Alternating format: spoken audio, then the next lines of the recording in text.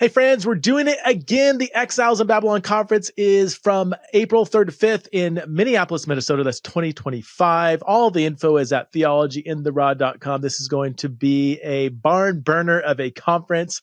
Lots of fun stuff happening. Some amazing speakers coming out. Again, go to theologyintheraw.com to check out all the information. And there is a there's an early bird sign up special that expires December 31st. So you want to take advantage of that offer. My guest today is me. This is a recording of a talk I gave at this year's Center for Pastor Theologians conference in Oak Park, Illinois, back in September. And in this talk, I try to articulate my summary of what I mean when I say we should be living as exiles in Babylon. Goodness gracious, I get all kinds of comments on social media where people are like, what do you mean by Babylon? What do you mean by exile? What about this? What about that? And in this talk, I try to give kind of my most concise 40-minute or so summary of what I think is a solid, biblically faithful Christian political identity. It was a fun conference. I got lots of interesting feedback from the audience. Most of the people really resonated with it. Got some hard questions as well. Really enjoyed participating in this conference. Shout out to the Center for Pastor Theologians for inviting me to give a keynote talk. So please welcome back to the show, the one and only. That's just weird. All right, here's my talk, folks. Hope you enjoy it. I love being around pastors and leaders. If I know most of you are in that space, and I've always saw myself as wanting to be either a theological pastor or a pastoral theologian. I never liked the false dichotomy that separates those two, and I found myself on the side more on the academic kind of outside the local church space for the most part, not totally. But I've never lost, my passion in doing that has always been to serve the church and to come alongside and cheer on pastors in the trenches of ministry. So I come here in that spirit. Thank you for being in the trenches of ministry, even in the last few years when those trenches have been filled with mustard gas. I know for some of you, with how much you've had to work through. Thank you for your faithfulness.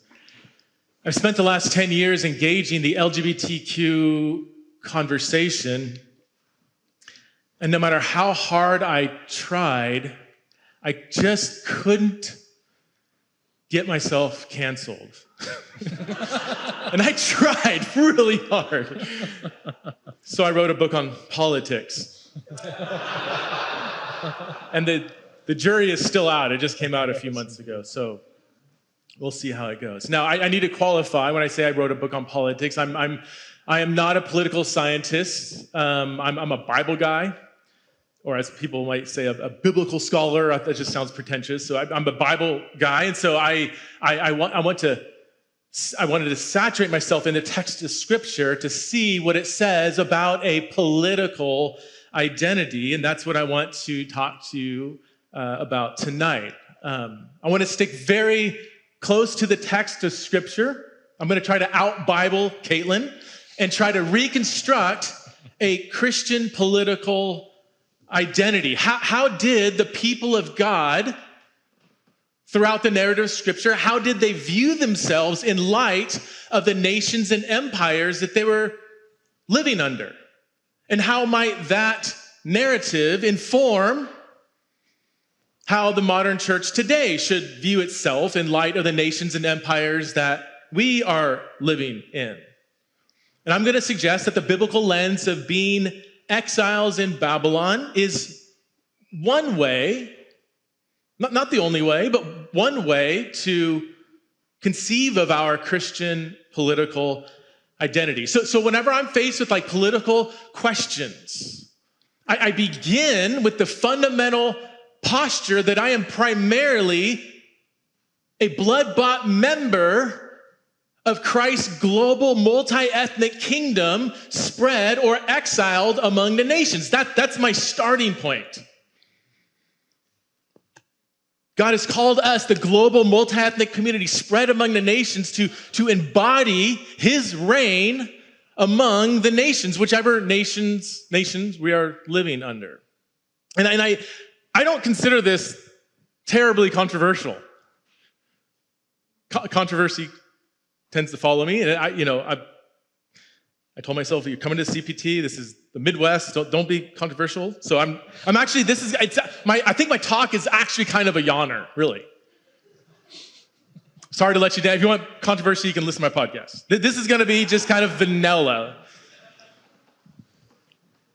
As members of Christ's global kingdom, exiled among the nations, of course, we are to be good citizens in the nations we are living in. Jeremiah 29, pursue the well-being of the city I have exiled you to or deported you to. Romans 13:1, you know these passages, submit to governing authorities.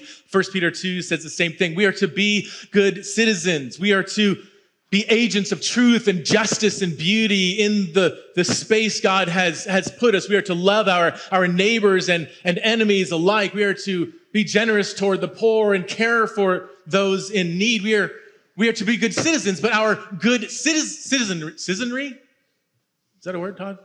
Our good citizenry flows out of our primary identity as being members in Christ's global multi-ethnic kingdom spread among the nations. To tease this out, I want to unpack three concepts. Number one, exile. Number two, Babylon. And then number three, what I call the counter-imperial nature of the gospel. So let's begin with exile. You're all pastors, so I don't need to spend a lot of time here. Obviously, the concept of exile goes back to that fundamental event in the biblical story, the Babylonian exile in the late 6th century BC.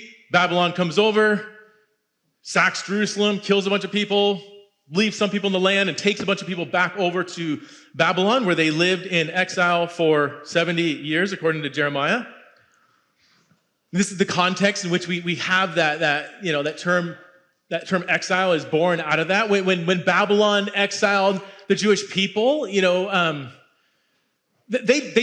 lived. Some Jews lived a decent life in exile. In fact, archaeological evidence shows that some Jews actually became fairly well off. It wasn't a terrible existence, there were definitely challenges, but they lived in exile, and this is the context in which Jeremiah says they are to seek the good of the city. Don't revolt against Babylon. That's kind of the context, actually, Jeremiah 29, is there was murmurs of should we revolt against Babylon? And Jeremiah, the word of Jeremiah says, no. Build houses, plant vineyards, get married, have kids, continue the creation mandate to be fruitful and multiply and fill the earth. Your mission hasn't changed, even though you are in exile in Babylon. You have been deported to Babylon, Jeremiah says. Pursue the well-being of the city that I have deported you or exiled you to. You are a Jewish exile living in a foreign land. You are worshipers of the one true God, Yahweh, who reigns over the nations, who raised up Babylon to exile you, who in 70 years will raise up Persia to destroy Babylon as my judgment towards Babylon, and they're going to let you return, and then years later, I'm going to destroy Persia because I am Yahweh. I am the king of the universe. Don't forget your identity in exile. When they tell you not to pray, you open the windows and spread your arms wide. When they tell you to bow the knee, you stand tall and proud. When they force you to conform to Babylonian ways, you resist, even if they throw you to the lions. I am Yahweh. Don't confuse these identities. You are not Babylonian. Now, something happened while they were in exile. You can read about it in Jeremiah 53. There's a division among the exiles. Some synagogues became supporters of Nebuchadnezzar, and other synagogues became supporters of Nabonidus. And the supporters of Nebuchadnezzar were supportive of the slogan to make Babylon great again. And the supporters of Nabonidus were all about building Babylon back better. And God, in Jeremiah 53, you can read about it, God was really excited about this division among the Jewish exiles. I don't have a conclusion to that. Yeah. You're pastor, so I don't need to say anything, right? You get it, okay. Some of you are turning to Jeremiah 53. When they returned from exile, 70 years later, they physically returned in 536 BC, right? Built the temple, took a few years, 516, temple's complete. So they're back in the land, but they're still sort of in exile. In Nehemiah, he prays the prayer, we are still slaves in this land to this day, even after they return. They're back in the land, but they're still under Persian rule. They're paying taxes to Persia. There's no Davidic king on the throne. They rebuilt the temple, but the presence of God promised in Ezekiel had not returned to that second temple. So in many ways, they're still in a kind of spiritual and political exile. For the sake of time, I'm not going to go into it, but this is a very common thing in intertestamental or Second Temple Jewish literature, this identity of still being in exile, both spiritual and political exile. This is a common theme among the early Jews leading into the first century. And so when Jesus and the Christians, the New Testament comes on the scene, this was a very common way for Jewish people to conceive of themselves as still living in exile. And so the early Christians adopted this identity of being in exile. Daniel Smith Christopher, he says that the entire New Testament is written from the perspective of exile. It's a fantastic book, The Religion of the Landless.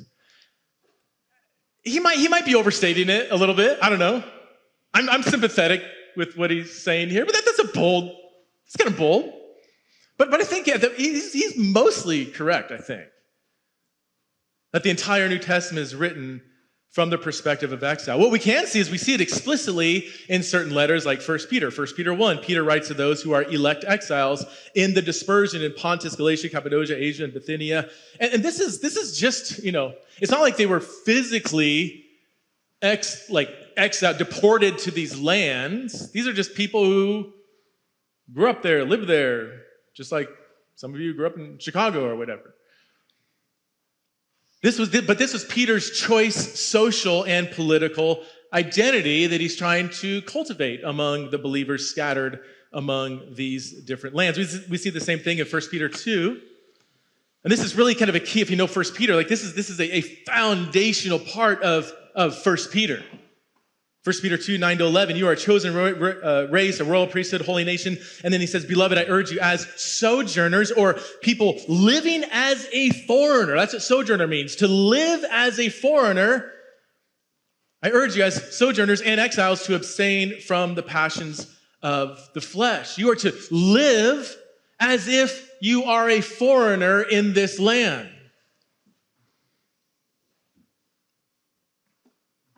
In fact, later on, to complete the exile in Babylon theme, he even refers to the church that he's writing from in 1 Peter 5:13, that this church is in Babylon, which is, again, a very Jewish kind of Christian way to refer to Rome or the Roman Empire. You know what's fascinating is that early church leaders latched on to this identity of being a sojourner.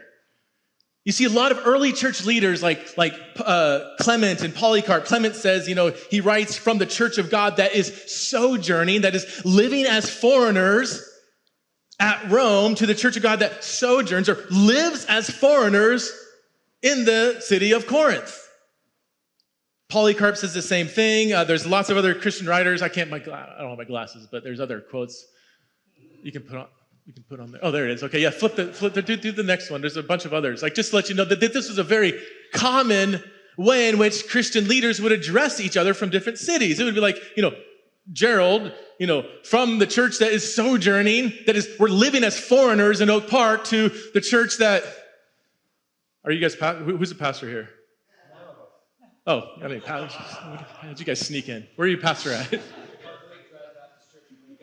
Waco, Texas. Okay, the church that is living as a foreigner in Oak Park to the church that's living as foreigners in Waco.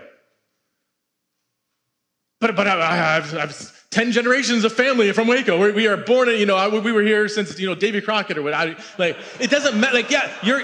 You might actually have lots of deep roots here, but you are to live as if you are a foreigner. I want to say that some of the best people to teach the church how to live as a foreigner are foreigners.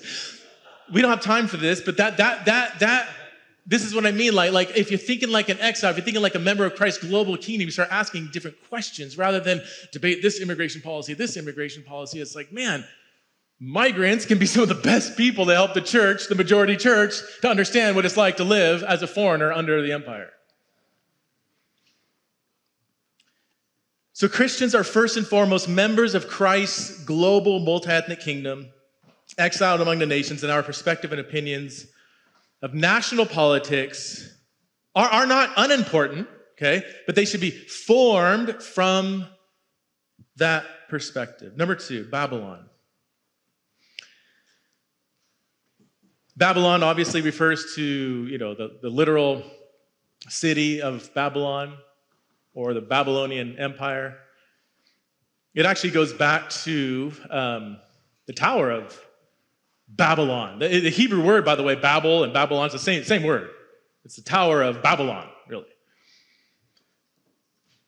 But in the first century, Jews and Christians used Babylon, as we saw in 1 Peter 5, as kind of code for the Roman Empire. In fact, and we see this, 1 Peter 5, you see it clearly. You see it in other, especially apocalyptic Jewish literature in the first century. It was very common for Jews to refer to the Roman Empire as Babylon. In Revelation chapter 13, this beast of the sea, which has 10 horns and 7 heads, in Revelation 13:1, John later says plainly that the 7 heads are the 7 hills upon which the woman sits. Rome was known as the city on 7 hills. Again, this is not, I've got other quotes and verses up there. I don't know really any Revelation scholar who would dispute this. Sorry, any Revelation scholar who's well-versed in first century Jewish apocalyptic literature. Who would, so I don't want to spend a lot of time here. The book of Revelation refers to Rome and Roman Empire as Babylon, or the beast of the sea, beast of the land. These are kind of different aspects of the Roman Empire. None of John's original readers would have missed this. Okay. I do want to add this too. As we are building our biblical political theology, I would suggest that we should give pride of place to the book of Revelation because within the Jewish mindset, apocalyptic literature, it was designed to be political. It was designed to pull the mask off of political realities. So 4 Ezra, 2 Baruch, 2 Enoch, parts of Ezekiel, it's designed to be political. That's the primary function of apocalyptic literature. So kind of like we give pride of place to 1st, 2nd Timothy and Titus for pastoral leadership. I think we should do the same for the book of Revelation for building our political theology. It's not the only book we consult, but I do think we should give special attention to the book of Revelation. 2 things about Babylon in the book of Revelation. Number 1, Babylon is a flexible concept. It does refer to Rome, but it refers to more than Rome. We see this in Revelation 13, verses 1-2, when the beast coming up out of the sea, which again is either the Roman Empire or an aspect of the Roman Empire, and it looks like a leopard, but also has the feet like a bear and a mouth like a lion. Leopard, bear, lion. Now, if you're familiar with the book of Daniel, that should be familiar. Because in Daniel 7, we see leopard, bear, lion, and another animal. I forget what it is. Different empire.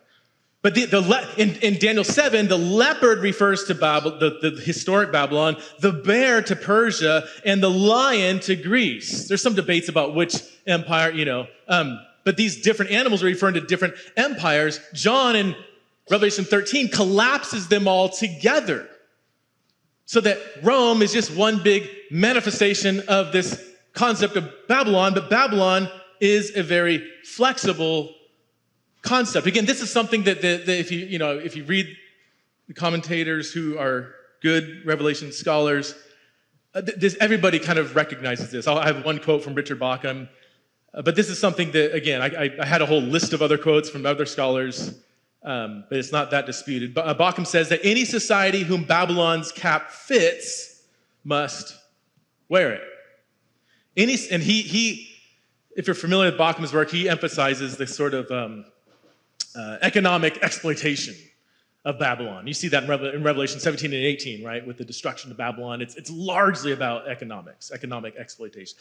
Any society which absolutizes its own economic prosperity at the expense of others comes under Babylon's condemnation.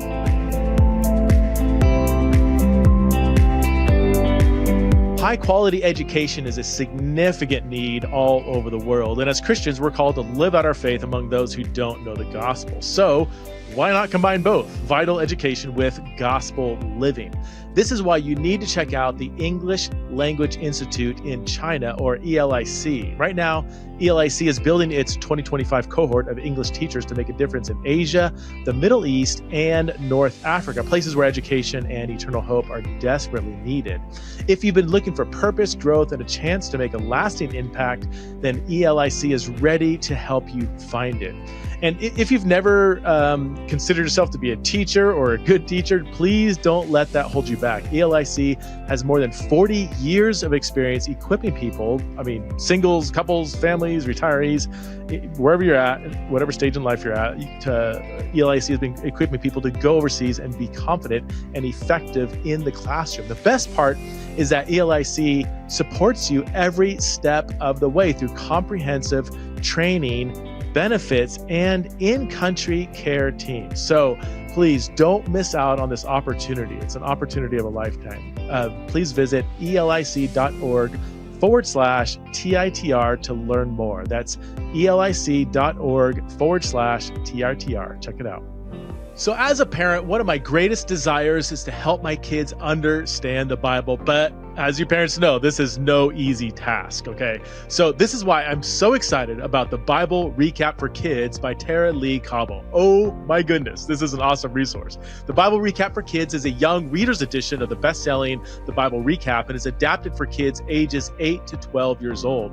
It follows along the same 365-day adult reading plan, but the recaps are adapted to this younger age group. Each recap only takes about 3 minutes to read. And although the book it's set up to read the entire Bible of the year, but it's okay if your child goes at their own pace. So if you have kids or know of parents with kids or preteens, this book is a great way to help them to read, understand, and love God's Word. Okay, so the Bible Recap for Kids releases November 12th. But I want to encourage you to pre-order your copy before November 12th. This will give you, plenty of time to get it, and then maybe even make a family plan to be going through the Bible together come January 1st. But I want you to order it from bakerbookhouse.com. Okay, so don't go to Amazon. Let's avoid Amazon for this one. Go to bakerbookhouse.com because there you will receive 40% off the book and free shipping, and you'll get a free downloadable set of 50 scripture memory verse flashcards. So just click on the link in the show notes to get the Bible Recap for Kids. According to Scott McKnight, Babylon has several different features. I think he lists 7 in his new commentary. 4 of them, just to kind of highlight some of these. So these are characteristics drawn from the concept of Babylon in Revelation that are sort of general characteristics that can be used to mark out other Babylons. Opulence, lavish and luxurious displays of wealth, arrogance, nations that think they are exceptional, militarism, amassing military might to aggressively defend or promote national interests. Economic exploitation is a fourth characteristic of Babylon. So, I'm going to suggest John's elastic use of Babylon in the book of Revelation permits us to apply the concept of Babylon to nations and kingdoms and empires, or empire-like nations today, or yesterday, or the future, which I'm going to, again, suggest includes the United States of America. I have a bunch of, if you're like, I'm still not convinced, I have a bunch of proof. I'm going to skip it. Maybe Todd can tease out some of this. Again, I don't. The fact that the United States is at least empire-like, I haven't seen too many people dispute that among the political scientists I've read, especially global, people in America do too, but especially, I asked my friend, Peter Williams, who's British, I said, do you think America's an empire? And he looked at me like as if I just asked him 2 + 2 = 4. And he's British, so he knows a thing or two about empire, right? I mean, if you travel, people outside of America, what I'm saying, it's not even disputed. There might be some dispute with people within American thinkers, but I was shocked at how many people would say, yeah, I mean, at the very least, empire-like. Maybe not a formal empire, but yeah, it's imperial qualities to it for sure. Okay, so that's the first thing. Babylon is a flexible concept. Number two, this is still under the Babylon. This is 2.2. Okay, so exile, Babylon, flexible concept, one. Number two, second point. This might be controversial, but I think it's biblical. Babylon is empowered by Satan, and the church will celebrate its destruction.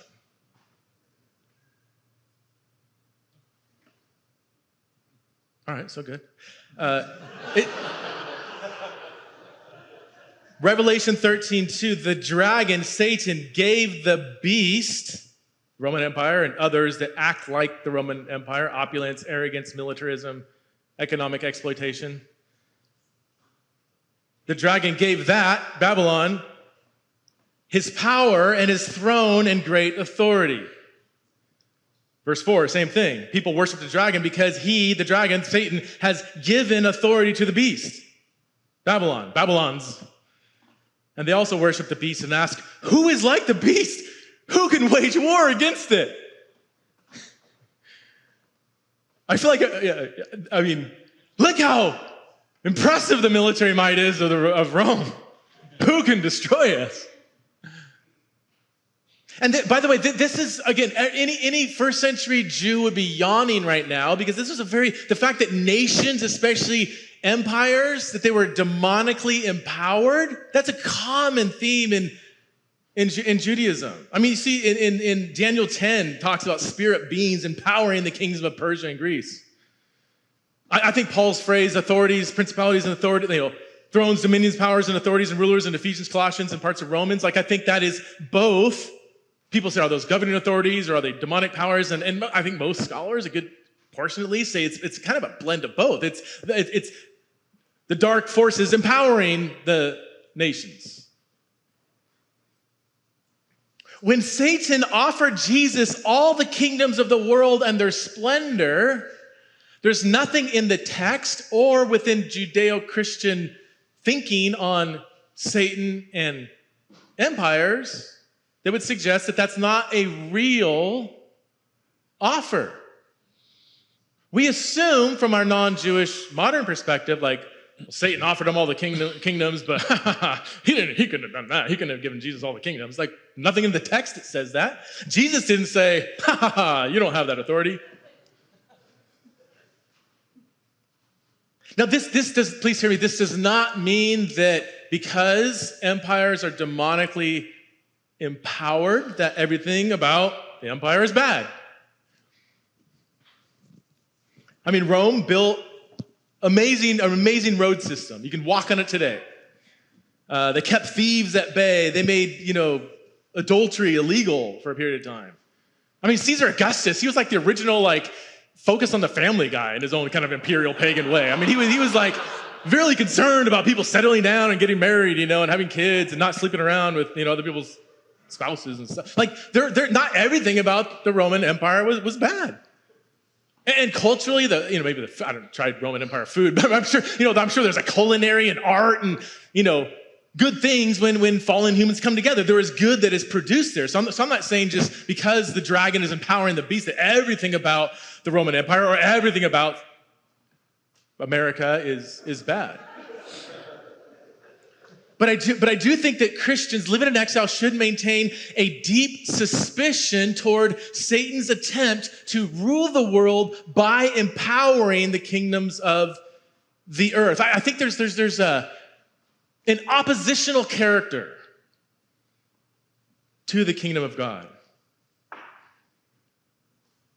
And you believe it too, because you sang Psalm 2 a few minutes ago. I mean, if you think about Psalm 2, it's not that like, oh, there's these awesome countries and then Jesus comes to reign in your hearts, and like, there's no, I mean, I don't want to oversimplify, but there's no like dual citizenship in Psalm 2. There's an oppositional character to the rulership of Christ. So Christians are first and foremost members of Christ's global multi-ethnic kingdom, exiled among the nations, and we should view empires or empire-like nations through the lens of the biblical concept of Babylon. Number 3, there's a counter-imperial nature to the gospel. It's now widely recognized that a lot of these Christian-ish terms in the New Testament were very political. Terms like the gospel. Evangelion was widely used to refer to the ascension of a new Caesar. Or when Caesar went and conquered another land and did his empire thing, he came home and like, this is good news. This is the gospel. Caesars were called Lord, Savior, King, who brought salvation, hope, and peace to the world. The very concept of kingdom, used over 100 times by Jesus, kingdom, basileia, is a political term. Even the term church, ecclesia, had political connotations. In ancient Athenian democracy, male citizens would gather 40 times-ish a year in an ecclesia to make political decisions. And yet, the New Testament goes out of its way to call the church an ecclesia. They could have called it just a koinonia, but they deliberately chose a term that had deep political fragrance to it because I do think the New Testament church did see themselves as a political reality. I love what Micah said, not a partisan reality, but a profoundly political reality. So when the early church proclaimed Jesus as Lord and King who brought salvation and peace to the world, this was a theological statement, but it was also a very subversive, provocative, political statement. We see this in Acts chapter 17. This is the classic example. This is the softball. This is the easy one. Paul and his friends, they go into the city of Thessalonica, go into the synagogue, preach Jesus. People get upset. They rile up the mob. And the mob says, these Christians, they're all acting contrary to Caesar's decrees. Why? Because they said that there's another king named Jesus. And the crowd and city officials heard this, and they were all really upset. They rightly interpreted the gospel through a political lens. If Jesus is Lord, then Caesar is not. I mean, so he is actually ruling over, there's an earthly physical reality here, but the proclamation that Jesus is Lord threw political shade on the earthly rulers of the day. I'm going to skip. I really want to talk to Todd, and I don't want to take you over 9 o'clock. The kingdom is not of this world. John chapter 18, Jesus is talking with Pilate, and there's this a terminological, two ships passing in the night. They're talking about Jesus' kingship, and they're just not hitting each other. And finally, because Jesus isn't denying that he's a king, but he's kind of dodging the question a little bit. But then he says, my kingdom is not of this world. If my kingdom were of this world, my servants would have been fighting, that I might not be delivered over to the Jews. But my kingdom is not from the world. And some people take this to be, Jesus' kingdom, it's just his invisible reign in our hearts. Personal, private, little Jesus. Jesus does reign over our hearts, but that is not, I don't think, is what Jesus was getting at. I mean, Jesus' kingdom was profoundly physical and political. It brought healing to the sick, food for the hungry, justice for the oppressed, a welcome to the outsider, dignity to the marginalized, a marriage and sexual ethic rooted in the Creator's design, a ruthless challenge to the wealthy and elite, a radical disruption to social hierarchies. Jesus' kingdom was very political. When he says, my kingdom is not of this world, he simply means that the kind of kingship or the manner in which I am going to rule is going to be vastly different than Rome. Rome sets up their kingdom through violence and bloodshed and social and economic inequality and wielding brute power to dominate the dominated. That's how all the kingdoms have done it. But my kingdom is not of this kind. If it were, my servants would be fighting. If my kingdom was of this world. I'm not going to establish my kingdom in the way other kingdoms do it, through fighting and violence and militarism and hating your enemy instead of loving your enemy. And I love what he says in this is earlier in the story in Matthew 26 when Peter, pulled out his sword, hacked off the dude's ear. He was getting his kingdom on, right? He's like, all right, here we go. Been waiting for this for 3.5 years. And Peter says, put that little thing away. It's like a squirt gun. It's not real power. I mean, don't you, and even Jesus says, don't you think I can't call my Father and rain down 12 legions of angels? Peter, if I want to overpower power with power, I can do that. It's a phone call away. We can do it the Roman way. We can do it through militarism. I can easily do that. But I'm not going to set up my kingdom by fighting, but by dying. My kingdom will be fueled by an otherworldly kind of power of love and sacrifice and reconciliation and forgiveness and washing people's feet and enemy love. This is not weakness. This is true power. He said so much in Mark 10, which is a key passage in the Gospel of Mark, 10:42 to 45. Those who regard, this James and John still misunderstanding the concept of power. We want to rule with you in the kingdom. And Jesus rebukes them and turns their concept of power on its head. It is not, those who are regarded as rulers of the Gentiles, they lord it over them. They rule with power. Those in high positions act like tyrants over them. But it is not so among you. On the contrary, if you want to be great, whoever wants to be great among you will be your servant. Whoever wants to be first among you shall be slave of all. For even the Son of Man did not come to be served, but to serve. Christ-like humility and service and enemy love are directly contrasted with Babylon's political rule. Christ-like humility is a political statement. One of my favorite stories from the life of Martin Luther King, it's a lesser-known story. He was speaking at an event in Birmingham, Alabama in 1962. It wasn't a huge event. He was speaking, and shortly into his talk, there was a man by the name of Roy James. You guys heard this story? Roy James. He was an actual Nazi, like a neo-Nazi.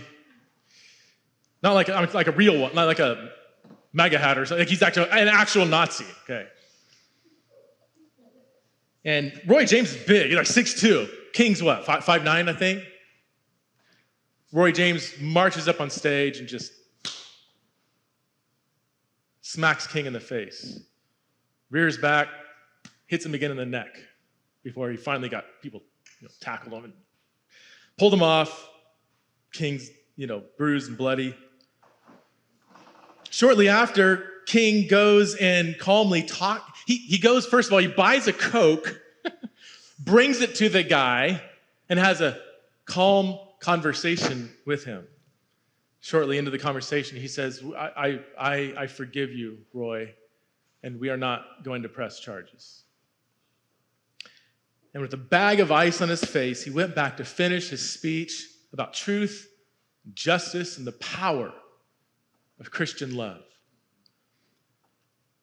There's not a single person in that room who questioned which one wielded true power. Actual kingdom power, not this worldly stuff. Of, I don't like him. That's just silly. That doesn't work. One woman in the audience said, I was so proud of Dr. King. His restraint was more powerful than 100 fists. And that woman knew a thing or two about power. Her name was Rosa Parks.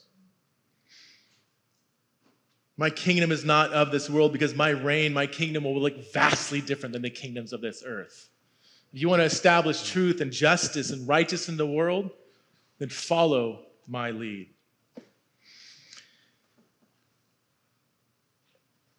I have 3 points of conclusion here, application. I'm supposed to do that, right? I'm going to pick one for the sake of time. As we are knee-deep in the trenches of this political season. Oh, bless you, pastors. Oh.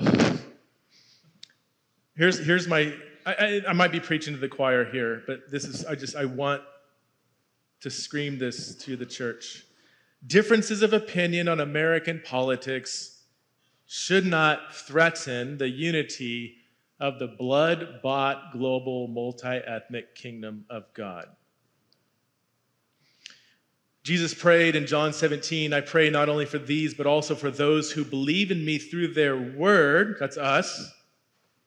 Not just people here, but everybody's going to believe in me through their word. I pray that they would all be one, as you, Father, are in me, and I am in you. May they also be in us, so that the world may believe you sent me. The unity of the church proclaims that the Father sent the Son. By implication, when Christians divide over American politics, we proclaim to the world that the Father did not send the Son. You think Satan, we're wondering who Caitlin's going to vote for. You think Satan has a preferred candidate? Some of you are like, oh, yes, he does. Oh, yes, he But I just, not to get all screw tape on you, but if candidate blank gets elected, you think Satan's going to be like, no! What am I going to do? I think Satan is more interested in causing division in the blood-bought global church than he is in trying to get one Babylonian leader elected over another Babylonian leader over an empire that God is going to destroy one day. So let's turn the world upside down this fall by proclaiming the good news that Jesus is Lord and Caesar is not.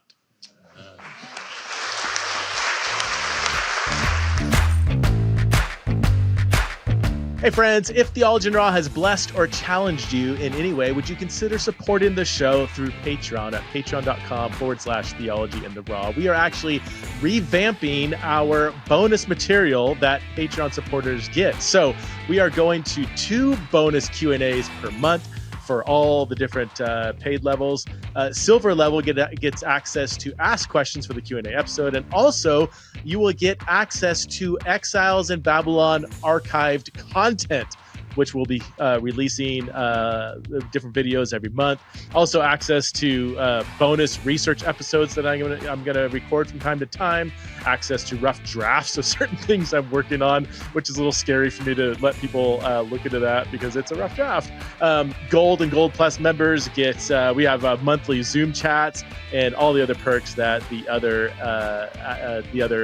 tiers get access to as well. So again, if you want to support the show, it really, really does help us to flourish as a ministry. Again, patreon.com/theology in the raw. I will see you in the community. Great, stimulating, challenging talk. You like baseball. Love baseball. You love baseball. That's the empire that's still left. Yeah. And I'm a Dodger fan, which is about as imperial as you can get. There we go. So I'm gonna give you an underhanded pitch, baseball metaphor for the first question. Okay. Who are you voting for? Really? Really? And can I do a sidebar question? The only thing is my answer is going to cause maybe another hour-long discussion that would need to happen. Let me ask you this way: why do you think we have such a hard time saying who we're voting for? It's like we're talking about sex or money. It's for me. It's because there are certain people that I would love to talk about the Bible with, sexuality, grace and justice, and all, that if they thought I was voting for a certain person, then the walls go up, and I'm like, for me, it's like, that's not the hill I die on. But I have strong Anabaptist leanings, so I actually don't vote. You don't vote. Okay, so that's a good segue. It's going to take me an hour to defend that, though. Well, so. that's a good segue to my second question. We got a. I shipped in some Mennonites to cheer for me. Hold it all. So that's my second question. I can give a short if you want, Well, let me ask a question and see if you can tuck it into the response to the question. So, maybe it's a little nerdy question, but talk to us a little bit about the development of your thinking. I don't want to call it the evolution of your thinking, but the development of your thinking, or maybe the interconnectedness of your thinking. The Exile book, and what we heard tonight, is at the end of a decade working on sexuality issues, and before that, a book on pacifism. Yeah. So you do, as you just said, and I appreciate you naming that, have some pretty strong Anabaptist vibes. Yeah. Exile is a metaphor, biblically, that resonates really nicely with the Anabaptist vibe. Can you talk about the connection between pacifism, your work on sexuality, exile, and the Anabaptist vibe? Oh gosh, okay. Shortly, raised Republican only. You get what I'm kind of poking at. Raised Republican only Christian. Did that for a while. Realized I didn't think that was biblical. Peeked in the door of the other side. Realized it's the same song, different tune. And then I really just saturated myself in the Bible, largely through looking at nonviolence. Saw how interconnected that was with nationalism, and so that led to, honestly, after writing my book on nonviolence 11 years ago, that sort of began me on a journey saying this is so deeply rooted in more of a political theology, so that's where this book came about. I've never stepped foot in an Anabaptist church. So when I say Anabaptist, it's just an easy way for you to understand where I'm coming from, but it really is, it's going to sound pretentious, but it comes from just reading. I've only read maybe 2 Anabaptists my entire life. It comes from just reading commentaries on the Bible. I have a friend who thinks it's a sin to vote. I'm definitely not there. I'm not. Pragmatically, I live in Idaho. Yeah. Pragmatically, my vote doesn't matter. They say, no, you need to vote on principle. Here's my principle. And this is a suggestion. This is me thinking out loud, noodle over it. I imagine a United States of America where politicians knew that Christians didn't vote. I wonder if they would stop pandering to even the evangelical church as a source for their grasp for power. My opting out of the system is me participating in that imagination of what that world could look like. It's not an airtight argument or whatever. It's just kind of like, Where you're at. Yeah. Maybe I can ask one other question, then we'll go. Talk to us about the double reality of being a Christian. So you were talking about the politically laden language of the New Testament, and Caesar is kurios, et cetera, et cetera, et cetera. And then you said, and Caesar is kind of Lord, right? Like you kind of called, Caesar is kind of Lord, like acknowledging, and you said the earthly reality, right? Yes. There is and that's kind of exposing the fact that there is a double to our experience. Yeah.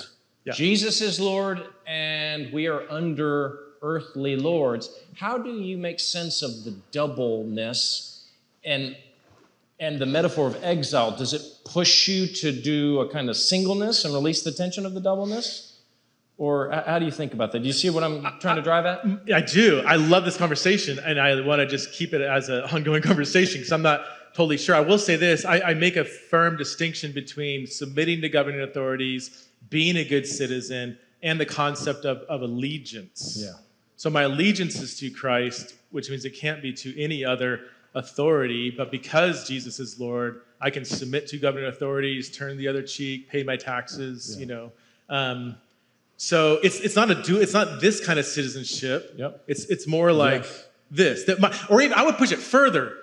You have this, Patrick Schreiner talks about, submission and subversion as this tension of the Christian identity. I almost want to push it a little further to say we subvert by submitting.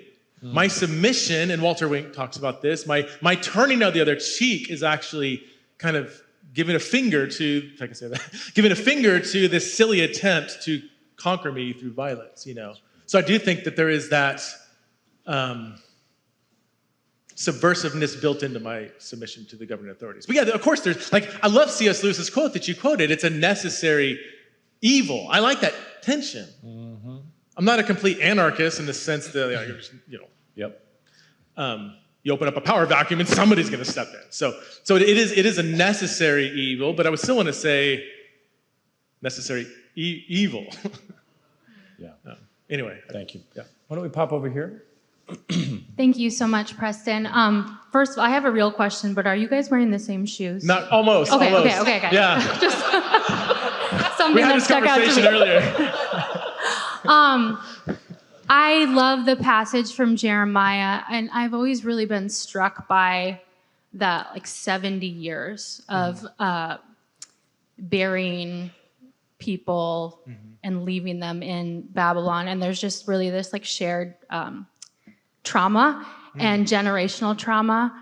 And it really does remind me of something that you alluded to, of kind of learning from people who are foreigners. So I was wondering if you could just share any specific values that you feel like we as the American church can learn from our brothers and sisters.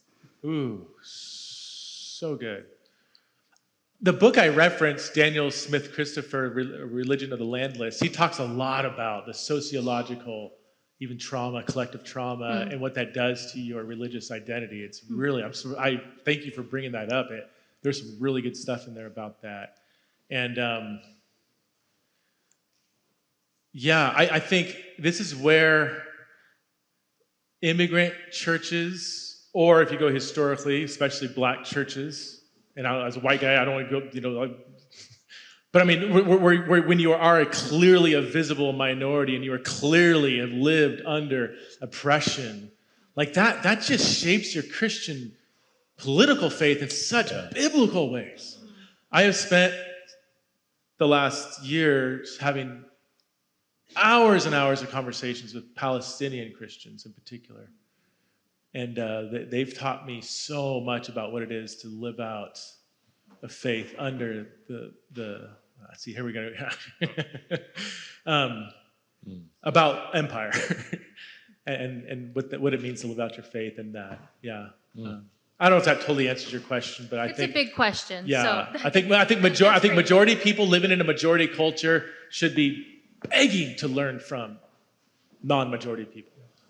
So out of sensitivity to time, let's see, and sensitivity to the folks who are there, let's see if genuinely, can we do get Rapid right fire. to the question? Can we ask you to get right to the question? And can you... I'll try to be super, Like the 30 second or less? Yes. Awesome. Okay, let's go. Hey, Preston, thank you. So I just am curious to unpack your Anabaptist stuff a little bit. Do you feel like that's just something at a national level? And are you comfortable with Christians being involved in politics at a state level or at a local level? Thank you for that question. For the record, I never said Christians shouldn't be politically involved, even I'm still toying with that. Like, how deep into Babylon could a Christian legitimately go? And I really don't know the answer to that. Yes, I want to make it firm. I think local politics, and this is Caitlin. Where's Caitlin? I mean, you put that bug in my ear a couple of years ago, and I was like, I keep mulling over that. Yeah, I think there is a big difference there. Yeah. Well, you really had me worried there, Todd. I thought you were going to have me sit back down. But I'll be quick. You mentioned the dual citizenship comment, which I've heard from the pulpit a lot. Would you say that analogy is not an orthodox analogy? And second half of the question would be, if we don't feel like sojourners, even though we'll say we're sojourners, are we not living out our faith in our context? I think part of discipleship should be pushing into more and more of a sojourner mindset, because again, I think it's biblical. And dual citizenship, it depends on what people mean by that. I don't like, usually that's kind of dual allegiance, dual whatever. I can, live like a Christian at church and then, go drop bombs on other Christians over here, like it's just, I don't like your Christian values should be the same no matter what vocation you're in. So I have a passport, I use it, I'm glad I have it, whatever. So there's an earthly reality of citizenship, but I still put that way subservient under my Christian citizenship. That's great. Let's go back over here, then to Joey, and then we got two more. We'll be done. Yeah. So you mentioned, I remember you said there are Revelation scholars who know Jewish backgrounds. I think you're right. Peter Leithart, he wants, and I'm sure you had him in mind when you were talking about people who don't know Jewish backgrounds. But Leithart wants to say, it seems as I read him, that the exile that Israel was under the old covenant is one of judgment. The faithful Israelite has taken judgment on himself. And therefore the exile that Israel under the new covenant, which has been expanded to include the Gentiles and is the church, is not an exile stemming from judgment. And therefore it's a kind of exile in which the new Israel is pushing back the kingdom of darkness and therefore will one day spread over the nations. How would you respond to that kind of argument from Leithart? I would need to, I don't like giving thin answers to thick questions. I would need to really process that. It sounds pretty good from what I'm hearing. I do want to make a distinction between theological, social, and political exile, because theologically we have returned from exile. NT Wright, right? I mean, Galatians 3, return from exile. So theologically we have been restored. We're on the other side of exile, but I think socially and politically we are still living in that kind of social political reality. And I do think that's what 1 Peter is getting at. So I would need to really process the complexity of Leithart's perspective there. Yeah, that's great. Joey. Okay.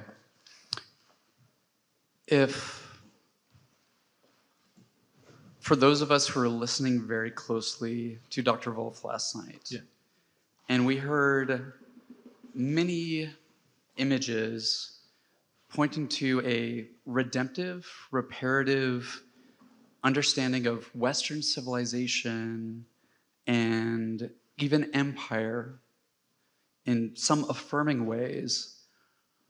But tonight, you warmed us up for Dr. Foley that has a much more disparaging understanding of the history of Western civilization and American empire.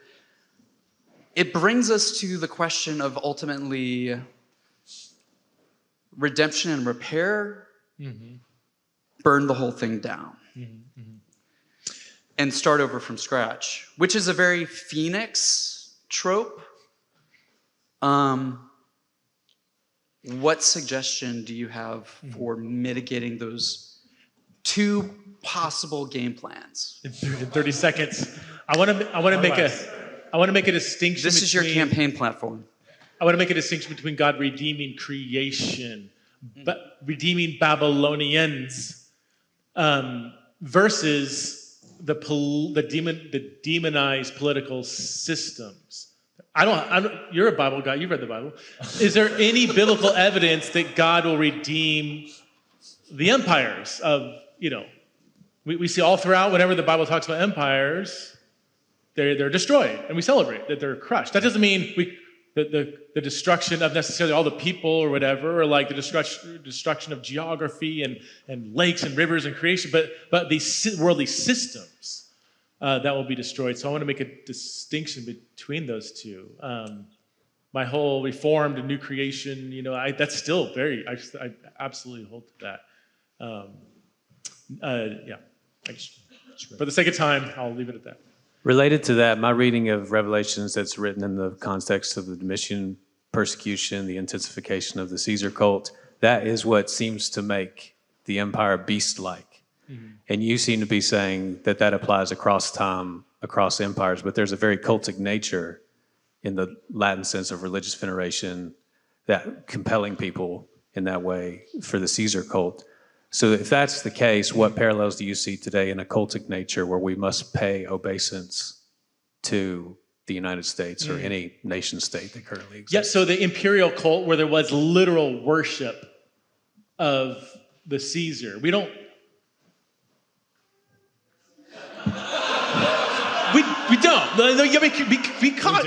have the same not like the imperial. The same thing. I would say we have similar type vibes. It's not like we're not literally burning incense to blank or blank, I do think that there is a kind of allegiance to the empire of the United States that comes dangerously close to that. And that's what makes it beast-like. I think so, yeah. I mean, I can go to any church and say, repeat after me. I can't say it because I don't say it, but I'll say this is like, I pledge allegiance. Any church. Now, all right, let's do the Apostles' Creed. Like that's a problem. That's religious. It's liturgical. And I think that is almost akin to the imperial cult. Last question. Preston, totally appreciate everything you said. I was amening back there. But I can't get this out of my head. So just poke holes in it if it's wrong. But this is where it's a sharp question. If empires are demonically animated, it's Romans 13. Why do they have the power of the sword? If the violence is the problem, if the domination is the problem, which I agree with you, then why is God like, here's a sword? Yeah. I'm really sorry. No. It's good. If you Google my name and Romans 13, you'll probably get a number of blogs I've written on this for my fuller answer. In short, I think Romans 13 is framed in the prophetic tradition, especially with calling Rome the servant of God. That was used often of Assyria and Babylon when God used this demonically empowered pagan nation to execute judgment. So it's not some happy celebration of God using, but that is one means by which God does use the empires to do how he used Babylon to punish Israel as a fulfillment of covenant promises. So it's a proclamation of God is so sovereign, he can even use these wicked, evil empires to do his bidding, is how I kind of understand Romans 13. Yeah. Let's thank Preston.